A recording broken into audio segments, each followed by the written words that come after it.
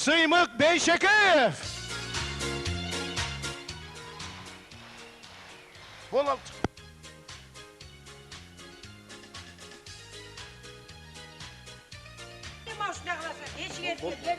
Прямой эфир, түз эфирдин алдына дайым ушундай кыласың. Жакшынака коюп, момдай. Бол! Микрофонду кой берге. Бол! Сен худечи мага.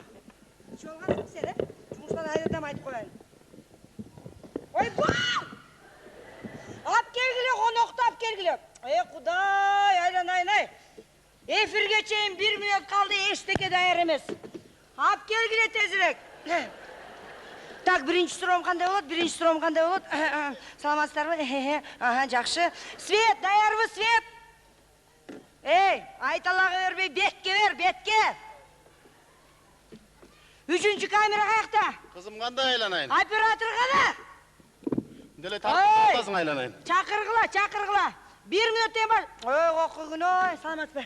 Кандайсыздар, эме? Жакшы келип алдыңызбы? Деле бетке деп атасың айланайын. Сиз аны түшүнбөйсүз, технический бир көп нерселер бар да бердечи. Анан эме, бетке- азыр мен бетке суроом кой тактак беремин сизге. Тактак жооп берсеңиз убакыт азыраак. Түз эфир болгондуктан убакыт азыраак. Мына кеттик деп атат. Сен менин суроомо жооп берип койсуң, эмне эле бетке деп атасың дейм. Свет, бетке деп атам. Мына сиздин бетиңизге, менин бетиме свет. Көлөккө түшүп калат светти. Койчу. Даана бербесечи. Свет бербесе деле көрүнө турган бетиң бар экен. Рахмат. Комплиментиңизге чоң рахмат. Биреке. Кеттик Кандайсыңар?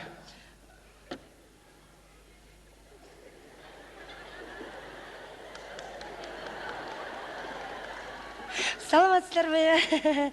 Кутмандуу кечиңиздер менен урматтуу желе көрүүчүлөр. Бүгүн тоголок столубузда тааныбасаң таанып ал, тааныгың келбесе өзүң бил аттуу түз эфирибизден алып көрсөтөбүз.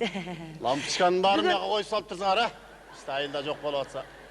Бүгүн бизде мейманда кыргыз эл артисти Суу Жукпасов Кыт Куйду агайыбыз. Анда эмесе сизге биринчи суроо агай. Балалык кезиңиз жөнүндө, анан мына кантип ырчылык кесибиңиз башталган жөнүндө айтып берсеңиз, балалык кездеги. Анан эми кыргыз эли жалпы тааныбаса дагы журналисттер биз таанууга мындай айлабыз жок, акылыбыз. Ошондуктан биринчи суроо балалык кезиңиз жөнүндө айтып кетсеңиз. Эй, тоголок кызым. Сен туура эмес сүйлөп атасың айланайын. Кандай эч ким тааныбайт дегениң? Ой, мени аркы айылдан Абдылда, берки айылдан Бердибек, кошуна Коңурбай тааныйт. Кандай тааныбайт деген? Кечирип коесуз анда. Улай берсеңиз балалык кезиңиз жөнүндө.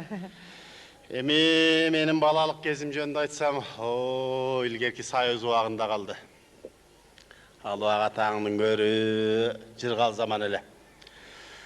Анан бу талант дегениң ташты да жарып чыгат деп коет экен. Төрөлгөндө эле билинет экен адамдын таланттуу экеничи. Мен апам айтчы.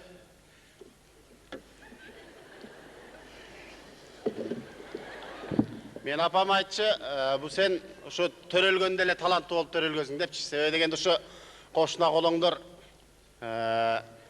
ыйлаганда да ушундай уккулуктуу ыйлачу экен.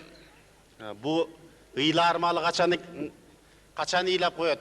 Бул ыйласа угуп алып барып үйдөгү жумуштарды аткаралы деп күтүп отурушчу экен да меничи. Абдан жакшы. Анан өзүм дагы негедир кантты жакшы көргөндүктөнбү, ошо биздин Союздун убагында муштумдай болгон бир ак канттар болор эле. Ошону стаканга салып алып, жана Шаршен атабыздын ыстаканда кантың бар деген ырдап жүрүп чоңойдук да кызым. Абдан жакшы. Эмесе кийинки суроо сизге мындайча болмокчу.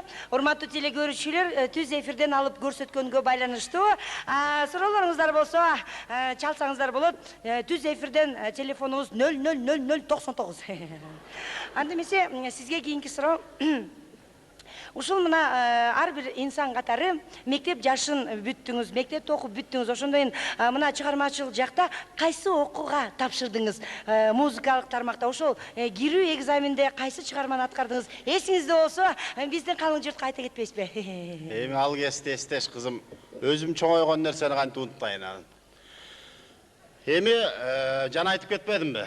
Ыстаканда кантың бар деген ырдап жүрүп чоңойдук да. Ошо мектепте кароо конкурста дагы ошол ырларды ырдап жүрүп чоңойдук. Анан мен музыкалык окуу жайга тапшырайын деп Şu Бишкекке келип мага чейинки тапшырып аткан бир жанагы балдар, таланттуу балдар ушу чалгы тийген чөптөй эле кулап ачкан экен да. Абдан жакшы. Анан мен келдим да жана кадимки үйрөнгөн өзүмдүн Шаршен атабыздын стаканда кантың бар деген ырын ырдаганда ошо экзамен алып аткан мугалимдер ордуларынан туруп кол чаап мени студент кылып кабыл алышты кызым. Эми кийинки суроо болсо студенттик күнүңүз жөнүндө. Мына кайсы классиктердин татынакай чыгармаларын аткардыңыз? Эми окуганда башка, үйрөнгөндө башка демекчи, экзамен тапшырууда акыркы мына окууну бүтүп жатып, кайсы классический чыгарма аткардыңыз? Ошол эсиңизде болсо айтып берсеңиз, биздики маданиятка тууралуу да байланыштуу чыгарма. Ошон үчүн Азыр кызым, азыр. Эми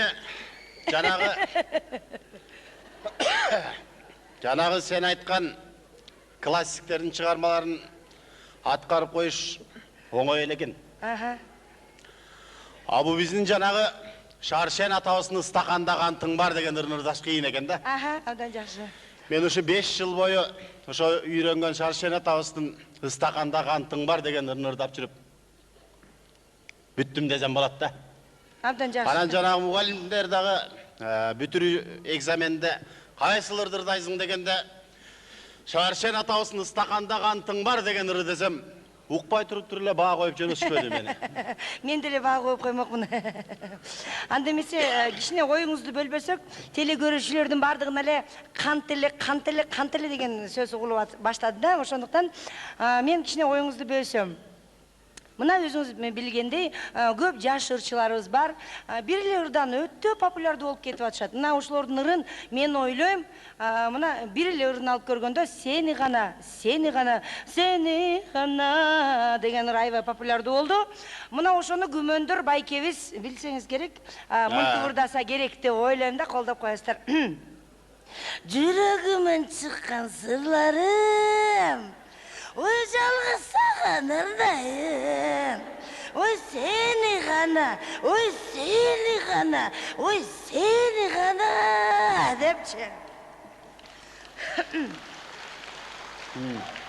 Ана мен ойлойм, бул элдик чыгарма болгондо деле популярдуу болмок. Муну элдик ырларды ырдап жүргөн Татынакай Кенже Кубатова кызыбыз мындай ырдамак деп ойлойм да. Жүрөгүмөн чыккан сырларым, ой жалгысаган арнайым, сени гана,